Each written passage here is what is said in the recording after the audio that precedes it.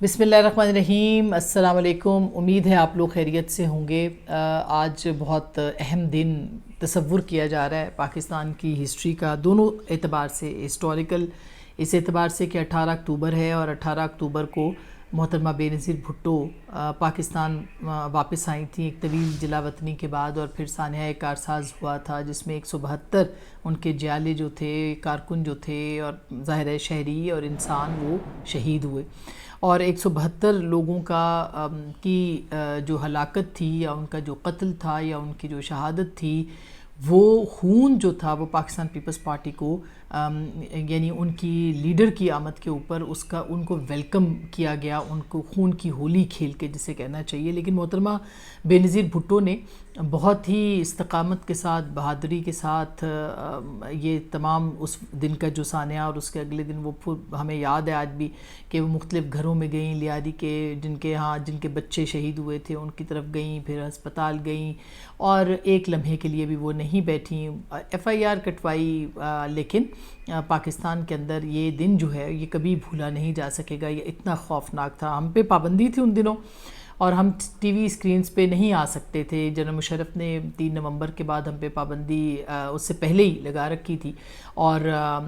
3 نومبر کو باقاعدہ جو ہے وہ ایمرجنسی جب لگائی گئی تو ہمیں جو ہے وہ ٹی وی پہ بند کر دیا گیا تھا آنا، ہمارے پروگرامز بند کر دیے گئے تھے۔ تو ہم یہ آبزرو بھی کر رہے تھے، اور محترمہ بے نظیر بھٹو کی آمد جو تھی وہ ایک بہت بڑا ایک واقعہ تھا جس کو کہ ایک سانحے میں بدلنے کی کوشش کی گئی تاکہ محترمہ کو ڈرایا دھمکایا جائے، یہ پیغام دیا جائے کہ ان کے ساتھ کچھ بھی ہو سکتا ہے۔ لیکن وہ اتنی دلیر تھیں، وہ اتنی بہادر تھی کہ وہ کھڑی رہیں، اپنی عوام کے ساتھ کھڑی رہیں، اور آپ نے دیکھا کہ فائنلی یہ تعاقب ان کا جو موت کا تھا یہ جاری رہا، اور پھر راولپنڈی میں لیاقت باغ میں 27 دسمبر کو ان کو شہید کر دیا گیا۔ یہ جو معاملہ ہے یہ 18 اکتوبر سے شروع ہوا اور 27 دسمبر تک یہ چلا، یعنی ان کا موت کا جو زندگی اور موت کا تعاقب تھا، اور جس طرح سے دہشت گرد ان کے پیچھے تھے، جس طرح سے ان کو مارنے کی کوشش کی جا رہی تھی، یہ تو خدا جانتا ہے کہ یہ کب سامنے منظر عام پر آئے گا کہ ان کے اصل قاتل کون تھے اور ان کے کیا مقاصد تھے۔ لیکن آج جو ہم پاکستان کی حالت دیکھتے ہیں، ہمیں لگتا ہے کہ اگر محترمہ قتل نہ ہوتی، شہید نہ ہوتی، تو یہ صورتحال نہ ہوتی جو اس وقت پاکستان کی ہے، اور یہی جو پاکستان مخالف قوتیں تھیں، دشمن قوتیں تھیں، یہی وہ چاہتی تھیں کہ یہ سب ہو جائے۔ اینی ویز اب ہم بڑھتے ہیں آگے کہ آج کے جو اگلے کچھ گھنٹوں کے معاملات ہیں وہ کیا ہوں گے۔ ظاہر ہے کابینہ کو ہونا تھا، وہ اجلاس ملتوی کر دیا گیا ہے۔ سینٹ اور قومی اسمبلی کے اجلاس جو ہیں ان میں بھی رد و بدل ہے۔ رات گئے ملاقاتیں ہوئی ہیں، پہلے ملاقات پی ٹی آئی اور مولانا کی ہوئی، مولانا بہت غصے میں تھے اس کے اندر، انہوں نے نسیمہ احسان صاحبہ کی بھی بات کی جو کہ سینیٹر ہیں بی این پی مینگل کی، انہوں نے اپنے جو اراکین تھے ان کے اوپر جو پریشر آ رہا ہے ان کی بھی بات کی، انہوں نے یہاں تک کہا کہ بدماشی کا جواب بدماشی سے ہوگا، حکومت کے ساتھ مذاکرات جو ہیں ان کا اغوا کا مطلب یہ ہے کہ حکومت سنجیدہ نہیں ہے، اور مولانا بہت غصے میں نظر آئے۔ لیکن آئینی عدالت کے اوپر جو ہے وہ اختلاف کی بجائے اب وہ اتفاق بینچ کی صورت میں جو ہے وہ سامنے آ چکا ہے۔ یہ اب دیکھنا ہے کہ وہ اب بینچ جو ہے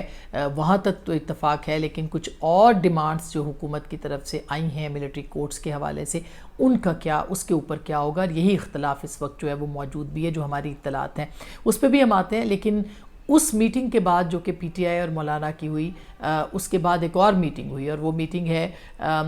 بلاول بھٹو زرداری کی اور پرائم منسٹر شہباز شریف صاحب کی، دونوں کی ملاقات پھر مولانا کے ساتھ رات گئے ہوئی ہے، اور دیر تک یہ جو ملاقات تھی تقریباً 2 بجے کے قریب یہ شروع ہوئی ہے، اور یہ لمبی چلی ہے۔ اس میں کیا طے پایا ہے وہ نظر آ جائے گا، لیکن ڈیڈ لاک، ہماری اطلاعات یہ ہیں کہ ڈیڈ لاک برقرار ہے، اور مولانا جو ہے وہ اپنی ڈیمانڈز سے پیچھے ہٹنے کو قطعی طور پر تیار نہیں ہے۔ اب ملٹری کورٹس کے حوالے سے جو اختلاف ہے جس پہ کہ وہ چاہ رہے ہیں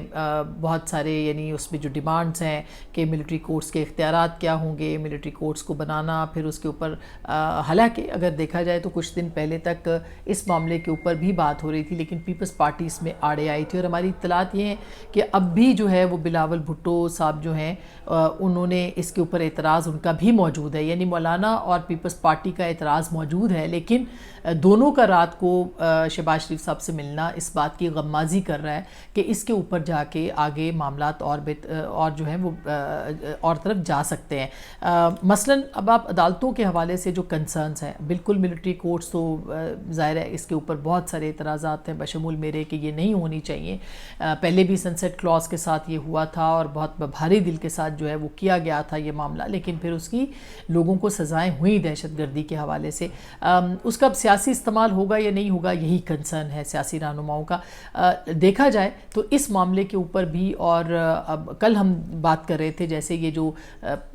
پنجاب کالج آف گروپس کا جو معاملہ، گروپ آف کالجز کا جو معاملہ ہوا ہے جس میں کہ بچی سے زیادتی کے واقعے کی جو ایک جھوٹی یا فیک نیوز ہے، اس کے معاملے کے اوپر ابھی تک فیک اس لیے ہے کہ کوئی ایویڈنس موجود نہیں ہے، اور یقین مانیے کہ اگر کوئی ایویڈنس ہوئی اس کے اوپر یا اس کے اوپر کوئی معاملہ ثبوت کے ساتھ سامنے آیا تو I will be the first one, میں ان لوگوں میں سے ہوں جو کہ بچوں یا اس طرح کے جو بھی انسانی حقوق ہیں، اور میں اس کو انسانی حقوق کا حصہ سمجھتی ہوں، اس کے اوپر جو ہے وہ زیرو ٹالرنس رکھتے ہیں۔ ہم اس کے اوپر بالکل بآواز بلند بات کریں گے آپ کے ساتھ اور اپنا جو احتجاج ہے، اپنا جو پوائنٹ آف ویو ہے سامنے رکھیں گے، لیکن تاحال اس پہ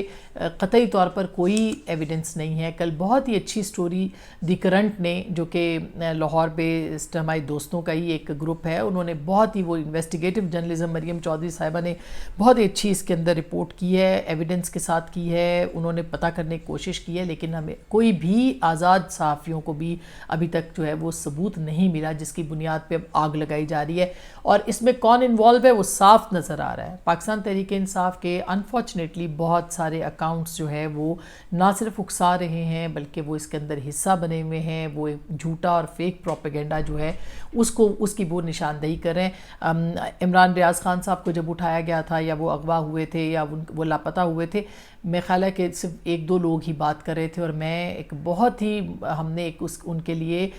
بات کی، ہر پلیٹ فارم پہ بات کی کہ ان کو جو ہے وہ بازیاب ہونا چاہیے۔ انفارچونیٹلی ان کے اوپر کل ایک اور ایف آئی آر جو ہے وہ درج ہوئی ہے، اور اس ایف آئی آر کا مدعا یہی ہے کہ بہت سارے لوگ جو ہیں وہ کنیکٹیویٹی میں ان کے اوپر الزامات ہیں کہ انہوں نے اس کو فیک نیوز کو پھیلانے میں اپنا کردار ادا کیا ہے، وچ از ویری انفارچونیٹ۔ اور آپ دیکھیں کہ عمران ریاض صاحب دو بچیوں کے بھی ویڈیوز جو ہے وہ سرکولیٹ کر رہے ہیں، اور وہ اسی کالج کی بچیاں ہیں، اور وہ کہہ رہی ہیں کہ ہم چھوٹے موٹے یوٹیوبرز تھے، ہم نے جب اس کے اوپر بات کرنا شروع کی تو ہمیں عمران ریاض صاحب کی طرف سے جو ہے وہ اپروچ کیا گیا، اور پھر انہوں نے ان کے کہنے کے اوپر انہوں نے بہت ساری ویڈیوز جو ہے کی، یہ ان کے اپنے ویڈیو بیانات موجود ہیں، ان کی بنیاد پہ میں سوشل میڈیا کے میں آپ کو یہ بات بتا رہی ہوں۔ تو میرا خیال ہے کہ یہ ایک بہت ہی انفارچونیٹ بات ہے، اور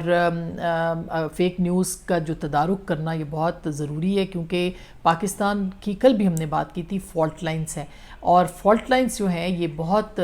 زیادہ ہیں، فرقہ وارانہ ہیں، اس میں اقلیتوں کے حوالے سے ہیں، اس کے اندر جو ایک multi cultural, multi national, multi linguistic, multi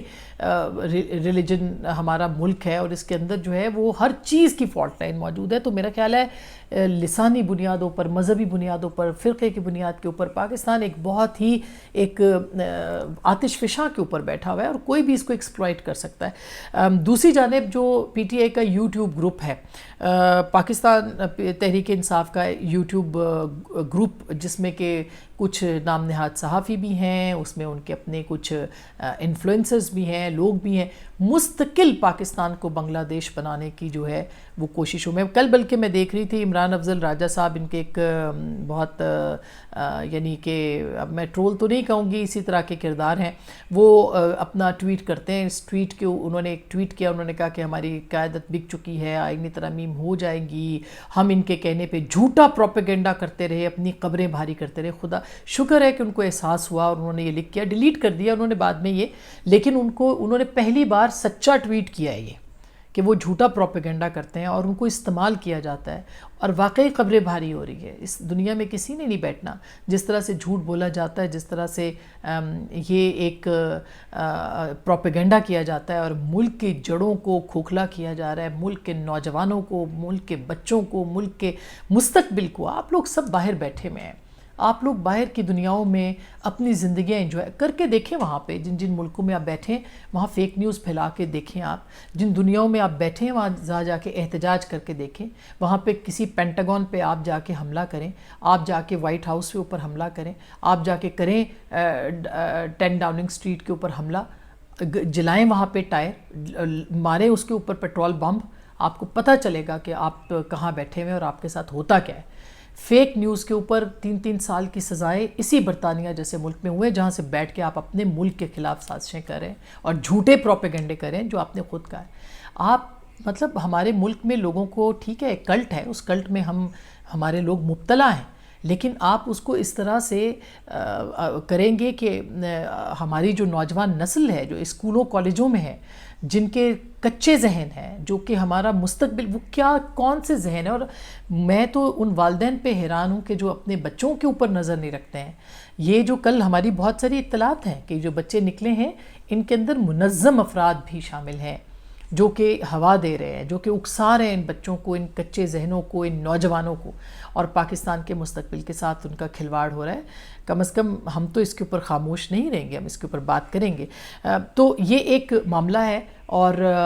یہ اس معاملے کے اوپر میرا خیال ہے زیرو ٹالرنس ہونا چاہیے۔ حکومت کو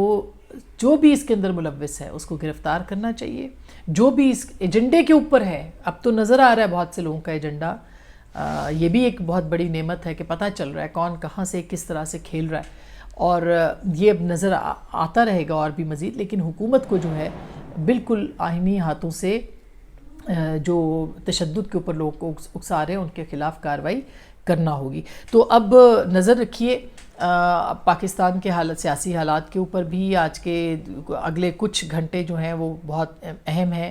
اس کو ہم کہہ سکتے ہیں 24 گھنٹے فیصلہ ہو جائے گا۔ الیکشن کمیشن نے بھی ابھی فیصلہ کرنا ہے اور ان کا بھی خصوصی اجلاس ہو جائے گا۔ وہاں سے اگر 2/3 مل گئی تو، یہاں سے اگر ان کے کہا جا رہا ہے حکومت نے اب نمبرز پورے کر لیے، اور اس میں یہ بھی کہا جا رہا ہے کہ جمعیت علماء اسلام کے بھی کچھ لوگ ہیں جو حکومت کے ساتھ ملنے کو تیار ہیں۔ اسی لیے مولانا کو بہت زیادہ غصہ بھی ہے کہ ان کے اندر کا ایک جو فارورڈ بلاک ہے وہ بھی ایک مؤثر انداز میں سامنے آ سکتا ہے۔ تو نہیں ہونا چاہیے، بہت کچھ نہیں ہونا چاہیے پاکستان کے اندر، اس میں کوئی دو رائے نہیں ہے، اور ہو سکتا ہے کہ اگلے 24 گھنٹوں میں